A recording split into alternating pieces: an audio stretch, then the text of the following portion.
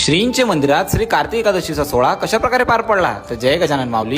कार्तिक एकादशीच्या दिवशी पहाटे पहाटे मी काकड आरती करिता श्रींच्या मंदिरात जाण्याकरिता निघालो, कारण की वारकरी संप्रदायात काकड आरतीला खूप जास्त महत्व आहे। श्रींच्या मंदिरात प्रवेश करता क्षणी मला प्रमाण आठवला की आषाढी कार्तिकी विसरू नका मज, सांगत असे गुज पांडुरंग। वर्षभर तुम्ही आपल्या कामात व्यस्त असा, परंतु आषाढी आणि कार्तिकी एकादशीला भगवान पांडुरंगाला विसरू नका असं स्वतः भगवंत आपल्याला सांगतात। म्हणून मी दरवर्षी आषाढी एकादशीला पंढरपूरला जात असतो आणि कार्तिक एकादशीला मी श्रींच्या रूपातच भगवान पांडुरंग परमात्म्याला पाहून घेतो, कारण की विदर्भाचं पंढरपूर म्हणजे आपलं श्री क्षेत्र शेगाव। त्यानंतर वारकरी संप्रदायाच्या नियमाप्रमाणे काकडा आरतीला सुरुवात झाली। सर्वप्रथम काकडा आरती श्रींच्या समाधी स्थळाजवळ नेण्यात आली, त्यानंतर श्रींच्या मंदिराची एक प्रदक्षिणा करण्यात आली। मित्रांनो, वारकरी संप्रदायात म्हटल्या जाणाऱ्या सुंदर सुंदर अभंग व गवळणींचा तुम्ही अर्थ समजण्याचा प्रयत्न केला तर जीवनात तुम्ही कधी दुःखी राहणार नाही व आयुष्यभर तुम्ही समाधानी राहाल हे नक्कीच। त्यानंतर मी घरी जाण्याकरिता निघालो, कारण की कार्तिक एकादशी निमित्त निघणाऱ्या विशेष पालखी सोहळ्यासाठी मला परत संध्याकाळी श्रींच्या मंदिरात यायचं होतं। त्यानंतर संध्याकाळी परत मी श्रींच्या पालखी सोहळ्यासाठी श्रींच्या मंदिरात आलो। आणि मित्रांनो, तुम्हाला तर माहितच आहे की श्रींच्या पालखी सोहळ्यासारखी शिस्त,